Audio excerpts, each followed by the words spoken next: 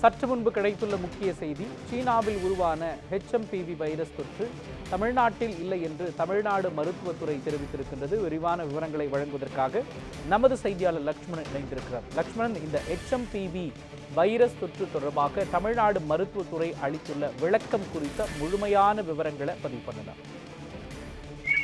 கண்டிப்பாக மோகன், சீனாவில் உருவான இந்த HMPV புதிய வைரஸ் தொற்று பொறுத்தவரை சென்னை சேத்துப்பட்டு மற்றும் கிண்டியில் உள்ள தனியார் மருத்துவமனையில் 2 குழந்தைகளுக்கு, அதாவது 3 வயது ஒரு குழந்தைக்கும் 6 வயது ஒரு குழந்தைக்கும் இந்த தொற்று பரவியதாக ஒரு தகவலானது வெளியானது. அதன் தொடர்ச்சியாக அது இல்லை என தற்போது மருத்துவத்துறை சார்பாக அதற்கு மறுப்பு தெரிவித்து ஒரு தகவலானது வெளியிடப்பட்டிருக்கிறது.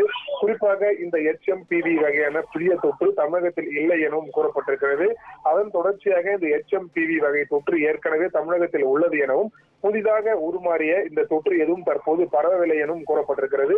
தொற்று நோய் தடுப்பு ஆய்வகங்கள் தமிழ்நாடு பொறுத்தவரை 36 உள்ளது எனவும், மேலும் அவற்றில் பரிசோதனை செய்து BCCR சோதனையில் கருவிகளும் உள்ளது எனவும் கூறப்பட்டிருக்கிறது. மாநில ஆய்வு மையத்தில் புதிய அது போன்ற எந்த பரிசோதனையும் மேற்கொள்ளவில்லை எனவும், தற்போது தமிழகத்தில் இன்ஃபுளுன்சா மட்டுமே தற்போது அதிகரித்து வருவதாகவும், அதுவும் குறிப்பாக கட்டுப்பாட்டுகள் தான் தமிழகத்தில் இருப்பதாகவும் கூறப்பட்டிருக்கிறது. குறிப்பாக இதை நம்பி பொதுமக்கள் அச்சம் தேவையில்லை எனவும், தனியார் மருத்துவமனைகளில் காய்ச்சல் காரணமாக அனுமதிக்கப்படுபவர்களை கண்காணிப்பதில் இது போன்ற பாதிக்கப்பட்டவர்கள் யாரும் பெரிய அளவில் பாதிக்கப்படவில்லை எனவும் கூறப்பட்டிருக்கிறது.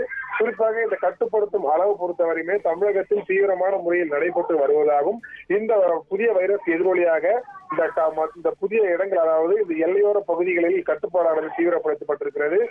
நாளை முதல் அதாவது இந்த எல்லையோர பகுதிகளில் அதாவது வெளி மாநிலங்களில் வரக்கூடிய அனைத்து வாகனங்களுமே சோதனை செய்த பிறகுதான் தமிழகத்தில் அனுமதிக்கப்படும் எனவும், மேலும் அதற்கான நடவடிக்கைகள் நாளை முதல் மேற்கொள்ளப்படும் என பொது சுகாதாரத்துறை சார்பாக தகவலானது வெளியிடப்பட்டிருக்கிறது.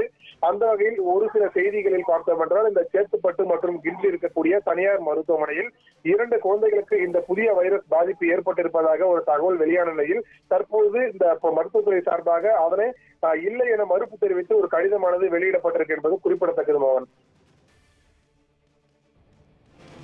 விவரங்களை வழங்கியதற்கு நன்றி லக்ஷ்மணன்.